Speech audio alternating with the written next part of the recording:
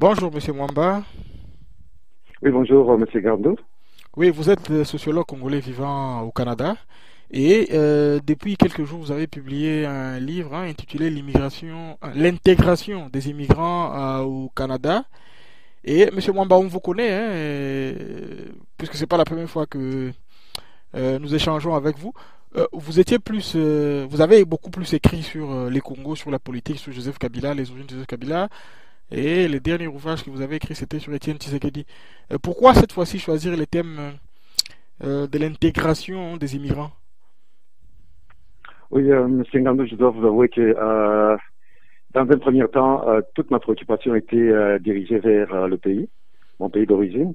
Donc, étant moi-même immigrant, mes premières pensées, mes premières préoccupations, c'était vraiment regarder ce qui se passe au pays. Donc, ce qui fait que dans un premier temps, tout mon intérêt était dirigé vers le pays. Ce qui m'a amené à écrire 4 livres sur le pays. Mais après un certain moment, je me suis dit quand même, nous vivons dans un autre pays.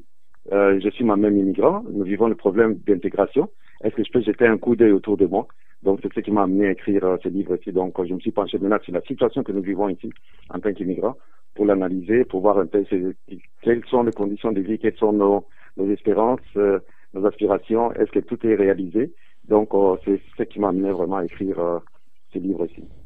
Mais dites-nous un mot par rapport à la méthodologie. Vous vous êtes limité au cas des Congolais ou bien l'immigration en général?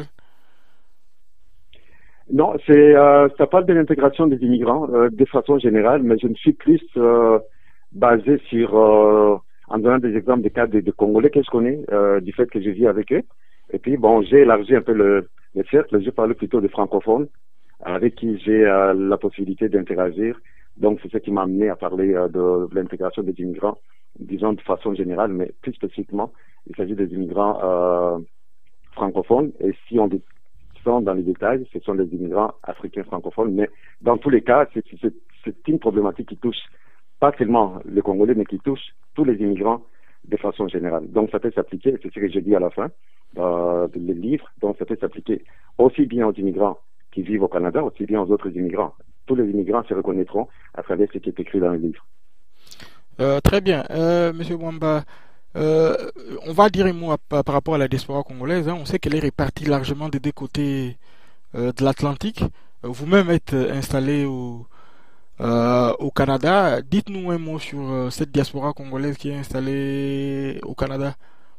Comment se passe son Oui, intégration et vient-elle de l'Europe ou bien la plupart viennent directement de l'Afrique et ils atterrissent au Canada, puisqu'on sait que beaucoup de ceux qui sont là-bas sont passés par l'Europe avant de s'installer en Amérique du Nord.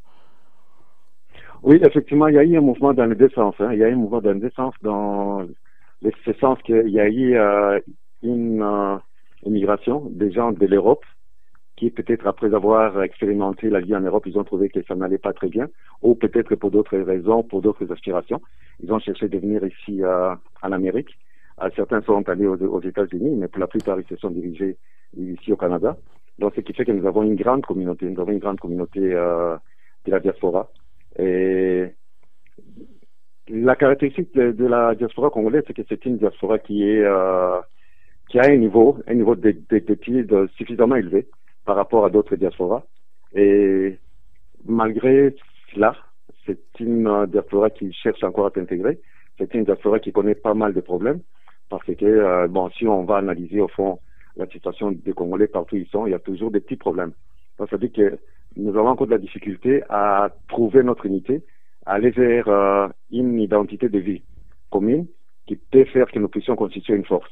Donc, c'est ce qui est là, c'est peut-être en gestation, mais nous sommes, il faut le dire et l'avouer aussi, nous sommes une immigration qui est encore jeune par rapport à d'autres immigrations, à d'autres gens qui viennent d'ailleurs. Je peux citer les cas des Haïtiens qui se sont établis ici il y a plusieurs années. Je peux citer des cas des Italiens.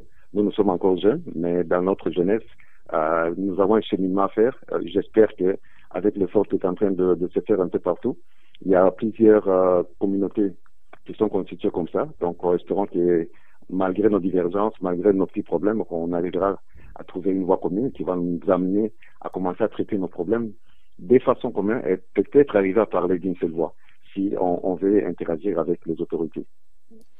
Ouais, mais, Monsieur Bamba, pour parler du cas de la Belgique, un pays dans lequel je vis, certaines littératures, les études qui ont été faites, affirment que les Congolais de Belgique forment la population la plus éduquée, celle qui compte de loin le plus d'universitaires, bien plus que les autres communautés immigrées ou que la population autochtone. Pourtant, ces hauts niveaux d'éducation n'empêchent pas un haut niveau de pauvreté et des précarités. Est-ce la même situation au Canada? Oui, c'est presque une situation similaire, hein. C'est presque la même situation. Donc, on ne peut pas affirmer que notre communauté est riche. Non, elle n'est pas riche du tout. C'est une communauté qui se recherche encore. C'est une communauté qui cherche à s'insérer dans la société. Alors, notre précarité, on la vit aussi ici. On vit aussi la situation de précarité, mais c'est tout simplement, et je crois que c'est fondamentalement parce que nous vivons une situation ambivalente, dans ce sens que nous sommes appelés à vivre ici sur place, et puis nous sommes appelés à pourvoir aux besoins de nos frères qui sont au pays. Donc c'est ce qui fait que nous sommes des vrais immigrants, parce que nous avons encore des attaches au niveau du pays. Alors ces attaches au niveau du pays, c'est que nous devons nous diviser en deux ou en mille pour subvenir aux besoins d'autres personnes. Mais cela étant, je ne vois pas les gens qui sont affirmés, puisque l'affirmation vient aussi avec l'intégration au niveau économique. Nous n'avons pas encore atteint des seuils où la plupart de nos gens se sont affirmés au niveau, économiquement. Non, nous sommes encore au niveau des petits emplois, au niveau des petits jobs, qui fait qu'avec ces petits emplois, avec ces petits jobs, on ne peut pas prétendre dépasser le seuil de la classe moyenne. Donc nous sommes encore au-dessus ou bien dans le seuil de la classe moyenne, si on veut généraliser en tout cas. Mais s'il faut comparer un peu la situation qu'il y aurait en Europe et en Amérique du Nord, quels seraient les lieux d'accueil qui seraient les plus favorables selon vous? Non, décidément, bon, parce que j'ai eu la chance aussi de faire l'Europe, ça je dois le dire, j'ai fait l'Europe. Alors, la situation est totalement différente. Ici, bon, l'Europe c'est le vieux continent, ici c'est le nouveau continent. Ici, il y a plus d'espace. Je me réfère à la situation du Canada particulièrement. Il y a plus d'espace, donc ce qui fait que nous avons plus de possibilités, plus d'ouverture aussi par rapport à l'Europe. L'Europe, bon, si je vois ce qui s'écrit à travers des journaux, il y a encore le chauvinisme qui est là, qui est encore mordant, je vais dire. Donc, ça veut dire qu'on sent encore cet effet-là. Alors qu'ici, c'est un peu dilué. Le chauvinisme est dilué, donc on se sent plus intégré. Et ici, il faut faire des différenciations aussi, parce que moi, je vis à Toronto. Et ceux qui vivent à Toronto, ceux qui vivent à Montréal, on perçoit la chose différemment. Par exemple, ici à Toronto, c'est une métropole qui est constituée de plusieurs ethnies venant de plusieurs endroits. Donc, ce qui fait qu'il y a un foisonnement qui fait que nous tous, on se retrouve presque au même niveau. Donc, on se sent pas tellement immigré par rapport, parce que c'est presque un pays d'immigrants. Alors, donc, c'est ça la différence. Mais en Europe, je vois encore les gens en train de, bon, je sais pas si c'est dit aussi au taux de chômage qui est peut-être trop élevé là-bas, je sais pas. Mais en tout cas, là-bas, l'intégration des immigrants est plus difficile en Europe qu'ici. Ici, j'ai l'impression que c'est un peu facilité par, je ne sais pas s'il s'agit de l'ouverture par des moyens qui sont ici, qui sont accessibles. Au niveau de l'emploi, je l'ai dit, bon, il y a beaucoup de gens qui se sont forgés à un certain type d'emploi. Bon, bien que c'est pas tout le monde qui peut prétendre avoir un bon emploi, mais en tout cas, dans l'ensemble, ça va, dans l'ensemble, il y a des gens qui se débrouillent. Et je dirais que, bon, comparativement, je dois comparer, en Europe, tu peux y avoir quelques exceptions, des gens qui se sont bien intégrés, mais ici, c'est vraiment, si on prend au niveau de la maths, l'intégration est beaucoup plus facile ici qu'en Europe. C'est ce que moi je vois. Très bien, un mot maintenant par rapport à votre livre. Vous l'avez subdivisé en plusieurs chapitres. Et le premier chapitre, il traite des causes de l'immigration. Quelles seraient ces causes de l'immigration selon vous sur les cas congolais? Vous parlez des guerres, de la faim, les calamités naturelles et les causes politiques. Oui, quand on parle de l'immigration, la première question à se poser, c'est pourquoi que tous ces gens-là prennent les risques, parce qu'il faut vraiment souligner sur le mot risque, prennent les risques de quitter leur propre pays pour aller vers d'autres pays. C'est ça la première question. Ce n'est pas pour la gaieté de foi que les gens quittent comme ça le pays. Il y a toujours des problèmes qui poussent les gens à quitter le pays. Indépendamment des endroits, en tout cas, on peut regrouper ces causes-là en quatre, mais il y en a peut-être plus. Mais en tout cas, pour la plupart des cas, ce sont les cas de guerre, en situation de guerre, donc les gens doivent fuir. Et puis, bon, si on fuit, on cherche un autre logis ailleurs, on cherche un autre pays où on pourra aller vivre. Bon, dans nos cas particulièrement, c'est vraiment la situation politique. Les causes politiques sont plus à mettre, à indexer, parce que nous vivons des situations d'instabilité qui ont fait que les gens, d'ailleurs c'est le cas, j'ai cité le cas du pays, pour dire que du temps de Mobutu par exemple, non, du temps de Kasavubu, il y avait pas l'immigration vers l'externe, mais c'était plutôt une immigration à l'interne. Les gens pouvaient circuler à l'intérieur du pays, les gens sortaient difficilement. Quand les gens sortaient, c'était pour rentrer encore au pays, parce que la situation politique était stable. Mais avec la dictature qui s'est renforcée, avec Mobutu qui a fait plusieurs années, avec les autres qui l'ont succédé, tout ça, alors donc il y a eu beaucoup de gens qui sont sortis, et la conséquence c'est que, bon, on se retrouve un peu partout, donc la diaspora est congolaise pour l'instant, et se compte par millions de personnes. Alors donc c'est ça la cause politique, mais aussi, et là on ne peut pas ne pas la citer, la situation précaire au niveau économique qui fait que les gens ne se retrouvent pas. Et alors donc s'il y a ça conjugué à la fin, alors voilà toutes ces raisons-là pour les gens vraiment à vouloir quitter, à aller chercher d'autres endroits où vivre, quoi. Oui, vous abordez également la problématique de l'insertion dans les nouveaux milieux. Ici en Europe, par exemple, on insiste beaucoup sur ce qui est appelé, l'intégration. Mais par moment, on a l'impression que cette intégration, elle correspond plus à une assimilation. Quels seraient les justes milieux pour ceux qui viennent ici? Faudrait-il abandonner notre culture? Qu'est-ce qu'on peut garder de positif de chez nous et voilà, adopter un peu les modes de vie qui est ici en Occident? Non, c'est là où vous touchez justement au thème du livre, parce que si on regarde le titre, c'est l'intégration des immigrants au Canada, mais le sous-titre, c'est conflit de valeurs et problématiques d'adaptation. Donc déjà, les deux sous-titres nous donnent l'indication de ce que nous vivons ici en tant qu'immigrés. Il y a des conflits de valeurs que nous vivons. Conflits de valeurs, c'est par rapport à nos valeurs propres. Nous avons des valeurs que nous amenons de chez nous, mais une fois arrivés sur place, faut-il conserver toutes les valeurs, ou bien il faudra peut-être en rejeter quelques-unes, lesquelles, c'est ça la question, et puis en prendre d'autres, et lesquelles aussi. Donc c'est ce dilemme-là qui fait que, même au niveau de plusieurs familles, ils n'arrivent pas à se retrouver parce qu'ils n'ont pas de points communs sur quoi prendre et sur quoi rejeter. Alors donc, ce qui fait qu'au niveau de famille, on vit des conflits qui sont là, qui sont apparents entre l'homme et la femme, qui s'intègrent différemment. Il y a les femmes qui ont tendance à faire peut-être autre chose que les hommes. Au niveau des enfants, nous les parents, on a tendance à se référer à nos propres valeurs, alors que les enfants, ou qui sont nés au pays, mais qui ont grandi ici, ou bien ceux qui sont nés ici, ont d'autres façons de voir les choses, ont d'autres valeurs de référence. Mais nous, en tant que parents, quand nous jugeons nos enfants, nous les jugeons par rapport à nos valeurs de nos pays. Alors donc, c'est ça le dilemme, c'est ça le conflit. Bon, maintenant, le problème d'adaptation, oui, effectivement, il faudra qu'on s'adapte. Si on ne s'adapte pas, donc il est inutile d'aller prétendre vivre dans un autre pays en gardant la même mentalité, en gardant les mêmes valeurs. Comme on l'a dit, on va dans des pays, on voit comment est-ce que les gens se comportent et puis on essaie de se conformer. Mais en se conformant, cela ne nous appelle pas à renier notre identité. On se conforme, mais on garde notre propre identité. Moi, je dis que l'enjeu, c'est dans les tri que l'on doit faire pour prendre ce qui est bon et rejeter ce qui est mauvais. Et rester surtout soi-même, c'est-à-dire conserver son identité. Et là, j'ai cité l'exemple de la langue, par exemple. Nous vivons l'étranger, si on parle anglais, on parle le français.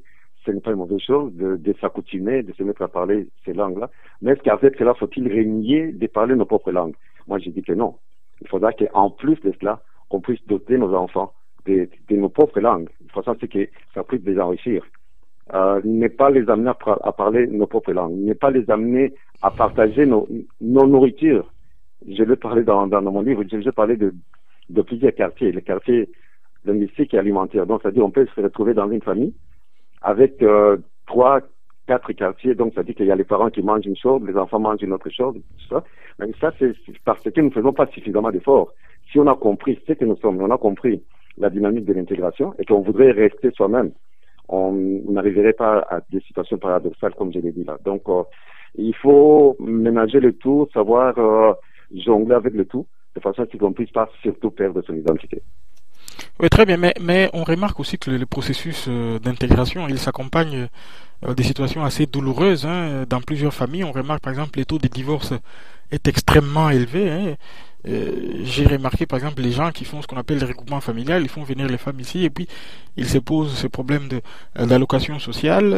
L'homme et la femme se disputent pour les allocations sociales et également pour ce qui concerne les enfants. Les parents ont une difficulté. Faut-il éduquer comme chez nous, c'est-à-dire des fois hein, utiliser le fouet, ou bien faut-il éduquer à l'occidental? Comment trouver ces justes milieux entre ne pas être trop permissif, mais pas aussi trop, hein, trop, trop faire à la manière africaine? Non, non, ça c'est un des thèmes que j'ai développé dans les livres. C'est vraiment un thème qui est là, qui est euh, préoccupant. Il faut le dire. Préoccupant pourquoi? Pour la simple raison qu'effectivement, nous vivons, nous percevons l'intégration de façon différente. C'est ce que j'ai dit ici, que les hommes et les femmes ne s'intègrent pas de la même façon. Il y a les femmes qui viennent en intégrant, en se trouvant dans les nouveaux milieux, ils subissent volontairement ou pas volontairement, ils subissent de l'influence. Alors donc, ce qui fait que le comportement change automatiquement.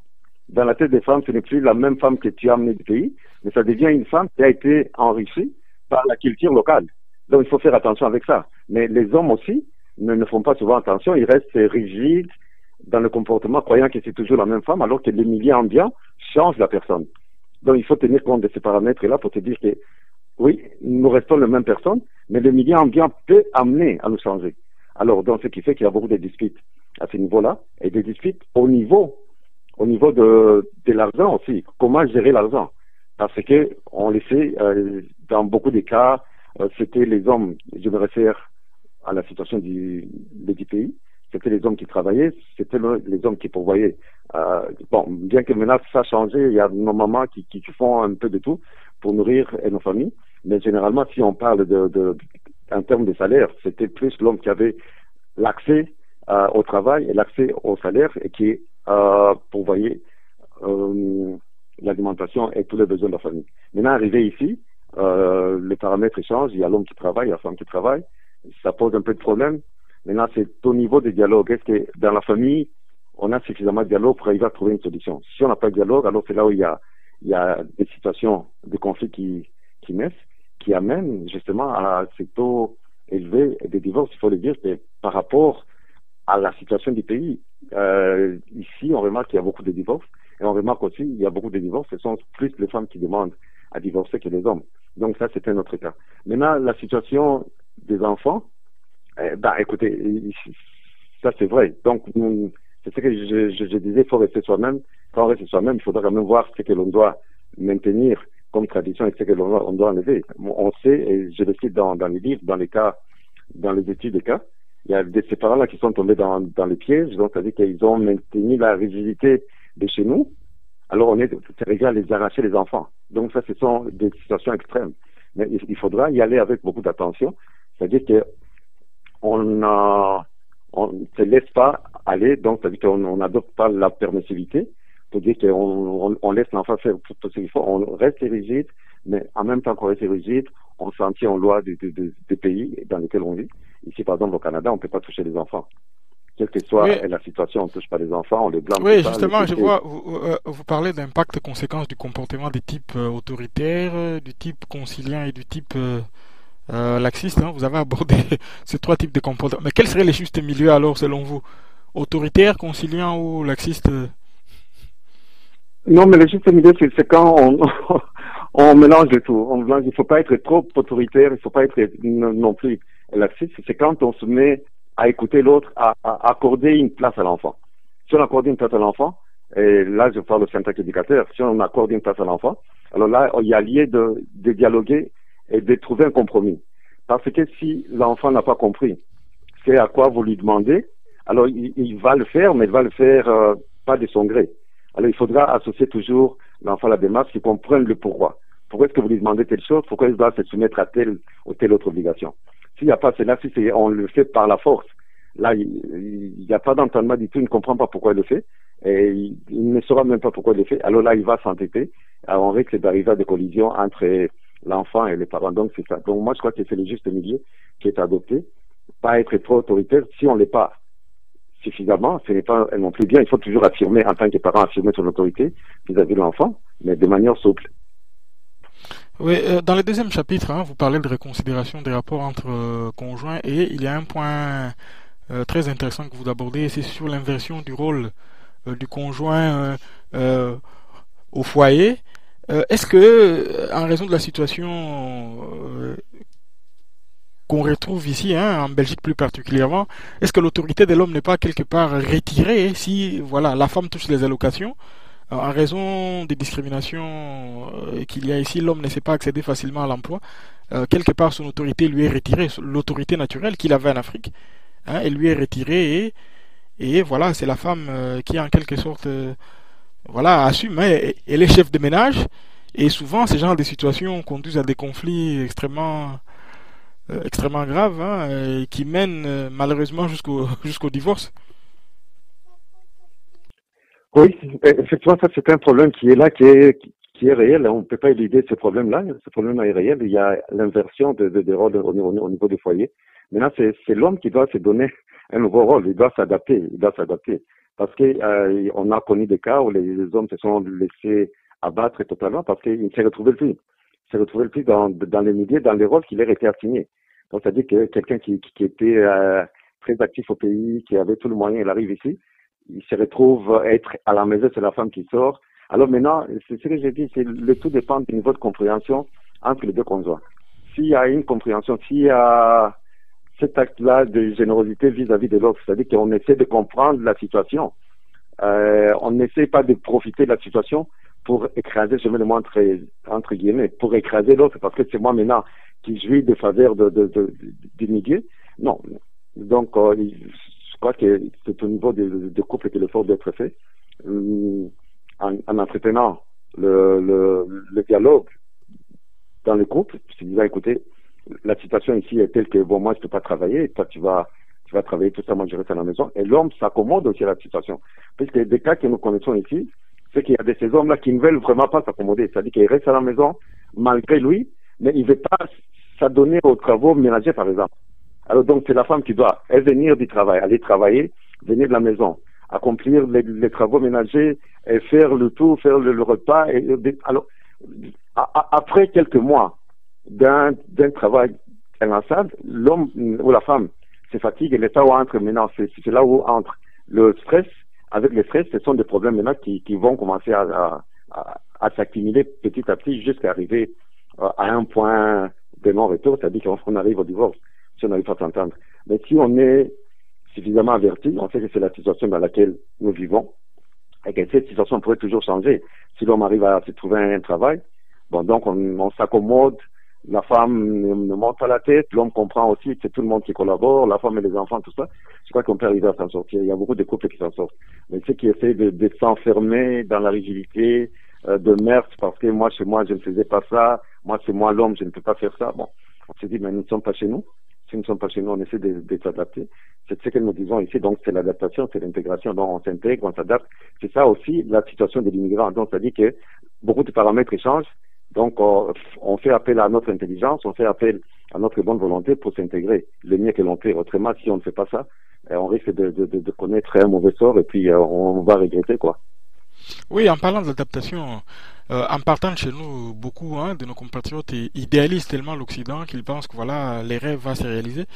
Et face à cette difficulté, hein, d'adaptation, on remarque que beaucoup de gens sombrent par exemple dans l'alcoolisme et on les voit, hein, ils tombent dans des comportements totalement extrêmes, hein, qu'on ne verrait pas chez nous, mais qui ressemblent plutôt à ce qu'on voit en Occident ici, hein, les maladies dont souffrent les Occidentaux, la dépression, l'alcoolisme. Est-ce que ce n'est pas aussi parce que hein, notre imaginaire qui est construit à partir de l'Afrique, voilà, on idéalise l'Occident, on va dans un monde où tout sera possible, où on va réaliser tous ses rêves, et que ce n'est pas aussi la réalité telle qu'on la voit ici? Non, non, là, monsieur Ndandou, vous touchez un point qui est très important. Oui, effectivement, c'est ça. Il y a des gens qui viennent avec euh, des rêves extrêmement, beaucoup plus grands. Donc, je crois qu'en Occident, on peut tout trouver. En Occident, on va vivre bien et tout ça. Et arriver ici, ce n'est pas tellement cette situation-là qu'on vit. on se retrouve confronté à une situation qui est beaucoup plus difficile. Et alors là, on est déboussolé. À partir du moment où on est déboussolé, on tombe dans la dépression. Avec la dépression, c'est une maladie mentale qui arrive. Alors là, c'est encore beaucoup plus grave. Donc, ce qui fait que il faudra toujours être prévenant. Se dire que bon, on vient ici, ce n'est pas un paradis. Pas un paradis. Parce que si on commence à assimiler l'Occident à un paradis, on sera très vite déçu. L'Occident, oui, il y a le progrès, il y a le développement, mais il faut bien reconnaître qu'ici aussi, il y a beaucoup de gens qui vivent au seuil de la pauvreté. Donc, c'est-à-dire que même en Occident ici, on trouve les gens qui sont pauvres. On trouve les gens qui sont pauvres. Alors donc, inutile de se faire trop de divisions, de croire qu'on peut mener une vie paradisiaque ici. Non. On peut bien s'intégrer, on peut même trouver la chance de se frayer un bon chemin, mais dans l'entretemps, on reste concret, on reste vigilant. On se dit, on ne tombe pas dans l'exagération là. Donc, ça, c'est un conseil aussi à l'égard de ceux qui sont en Afrique, qui pensent qu'en Occident, tout est rose. En Occident, tout n'est pas rose. Il faudra vraiment travailler et peut-être travailler davantage pour se forger un bout de chemin. Oui, il y a un autre constat hein, que l'on remarque dans notre diaspora, c'est que la plupart des gens qui viennent, on a comme l'impression qu'ils viennent ici en Occident, on a comme l'impression qu'ils n'étaient pas du tout préparés, hein, ils ne sont pas du tout préparés au mode de vie qu'il y a ici, et je le dis par rapport au rapport qu'il y a à l'écrit, parce que nous venons des sociétés où l'aspect oralité hein, est très important. Et lorsqu'on arrive ici, on se rend compte que tout s'est fait par écrit. Il y a du courrier qui vient de l'administration, énormément de démarches à faire. Et moi, je constate que, bon, je le vois régulièrement, il y a notre diaspora, les gens souffrent énormément de ça. Ils font énormément appel au soutien externe. On va voir des amis lorsqu'on reçoit du courrier. On ne sait pas l'interpréter. Et lorsque les enfants ont des devoirs à l'école, on ne sait pas les aider. Euh, je ne sais pas, peut-être parce que à l'époque de Mobutu, bon, les gens qui viennent de chez nous semblent avoir énormément de difficultés à gérer cet aspect de l'écrit, hein, puisque chez nous, c'est plus l'oralité en quelque sorte. Oui, c'est ce que vous dites tellement vrai, tellement vrai, mais il y a un autre problème qu'il faudra ajouter à cela, à part la difficulté que les gens ont avec l'écrit, mais la difficulté aussi, c'est d'être à côté de l'enfant, c'est-à-dire d'accompagner l'enfant dans son parcours scolaire. Nous, chez nous, on est tous habitués à tout laisser au niveau de l'école. C'est-à-dire que c'est l'école qui s'en occupe, ce sont les autres qui s'en occupent. Moi, à la maison, pratiquement, si l'enfant vient, il ne fait rien. Bon, je ne sais pas maintenant si les choses vont changer, mais en tout cas, ici, ce qu'il faut dire, c'est qu'il faudra, par tous les moyens, participer à la vie scolaire de l'enfant. Pas seulement à la maison, mais à l'école aussi. À l'école, il y a beaucoup d'activités qui se font, qui demandent l'implication directe des parents. Donc, il faudra être et à l'école et à la maison. Maintenant, pour ce qui concerne l'écrit, effectivement, bon, il y a les gens qui ont un peu négligé cet aspect-là, et maintenant, ils se retrouvent en difficulté pour aider les enfants. Mais je l'ai dit, par exemple, là, dans les livres, j'ai dit, bon, il y a ces gens-là qui se plaisent à parler en français, à parler en anglais, mais maintenant, quand ils se trouvent devant des tâches scolaires qui demandent un certain niveau, là, ils n'arrivent pas parce que ça leur dépasse. Le français qu'ils parlent ou l'anglais qu'ils parlent, ce n'est pas l'anglais académique qu'il faudra justement, qui pourra aider l'enfant. Alors donc, non, ça, ce sont des genres de situations qu'on retrouve effectivement, mais là, ça relève plus du niveau de scolarité de tout individu. Ce n'est pas aussi un problème à généraliser. Il y a ceux qui ont un très bon niveau qui s'adonnent très bien à ces tâches-là, mais il y a d'autres qui l'ont moins. Mais tout ce qu'on peut faire, c'est si on n'est pas capable de le faire par soi-même, alors là, on cherche des gens. Il y a des tutorats qui se font. Moi, je crois qu'il faudra donner aux enfants tous les moyens pour qu'ils puissent bien réussir leur vie scolaire. Alors, donc, il faudra que les parents de ce côté-là puissent s'impliquer davantage en mettant aussi la main dans la poche, parce que quand on voit ici, ce que nous constatons, que les parents sont toujours avec les enfants, ils les accompagnent dans beaucoup d'activités parascolaires. Et toutes ces activités-là demandent un certain financement, demandent à ce que les parents puissent donner de l'argent. Mais nous, là, on revient encore à la question de la situation de la précarité dont vous aviez évoqué au début. Bon, puisque notre situation est en précaire ou parce que nos priorités sont ailleurs, on ne donne pas suffisamment aux enfants le moyen qu'on doit leur donner pour qu'ils puissent se tailler une place dans cette société. Or, on le sait que c'est à ces niveaux-là, au niveau primaire, au niveau secondaire, qu'on bâtit l'avenir des enfants. Si on ne les fait pas au niveau primaire et secondaire, on les laisse comme ça à l'université, ils ne sauront pas se débrouiller. Donc, c'est un peu ça. Euh, il faudra qu'on lance suffisamment l'appel à nos gens, aux immigrants, de façon à ce qu'ils puissent veiller bien à cet aspect-là. Donc, encadrer les enfants à tous les niveaux, à commencer par les niveaux préscolaires, primaires, et puis, etc., en montant jusqu'à l'université. Très bien, nous tendons vers la fin de notre entretien. C'est un thème très intéressant que vous avez abordé ici. Et je précise que le livre est publié aux éditions L'Harmattan. Quel conseil pourriez-vous donner à quelqu'un qui se trouverait au Congo, à Kinshasa par exemple, et qui souhaiterait émigrer? Et que faudrait-il qu'il fasse pour que, en arrivant ici, son intégration, son parcours soit le plus simple, le plus facile possible? Oui, ça c'est une bonne question. Donc, quand on immigre, il faut toujours se baser sur un réseau. Euh, donc, on doit toujours se dire que j'entreprends ce voyage vers l'étranger, vers un pays, mais on doit toujours se dire il y a d'autres personnes qui ont entrepris le même parcours que moi bien avant. Donc, si on a des points de référence, ça pourrait être déjà un premier avantage, aller se référer à ces gens-là qui sont là et donc qui peuvent aider. Mais une fois qu'on arrive sur place, ne pas se fier seulement au réseau qu'on a trouvé sur place. Il faut maintenant chercher de sortir de son réseau pour aller vers d'autres institutions. Il y a pas mal beaucoup d'organismes qui sont sur place, qui sont là pour aider les immigrants. Parce que, je l'ai dit aussi dans le livre, qu'est-ce qui peut y arriver si vous tombez sur une personne qui a lui-même mal subi son intégration, cette personne va aussi forcément mal t'orienter. Parce que si la personne elle-même n'a pas suffisamment d'informations, elle ne peut rien te donner comme information. Alors ce qu'il faut faire, c'est aller toquer à plusieurs portes pour chercher les renseignements et aller auprès d'autres organismes pour pouvoir chercher des bonnes informations de façon à ce qu'on puisse s'intégrer. L'intégration, la première arme, si je peux ainsi m'exprimer, de l'intégration, c'est vraiment être suffisamment informé. Si on est informé, là on a maintenant une panoplie de choix, et parmi tous ces choix-là, on peut maintenant choisir laquelle entreprendre pour mieux essayer de s'intégrer. Puisque si on parcourt un mauvais chemin, ou bien si on parcourt un chemin qui n'est peut-être pas approprié, on risque d'aller se battre contre le mur et on n'ira pas très loin. Alors donc, la première chose, c'est trouver des gens qui peuvent suffisamment vous donner de l'information.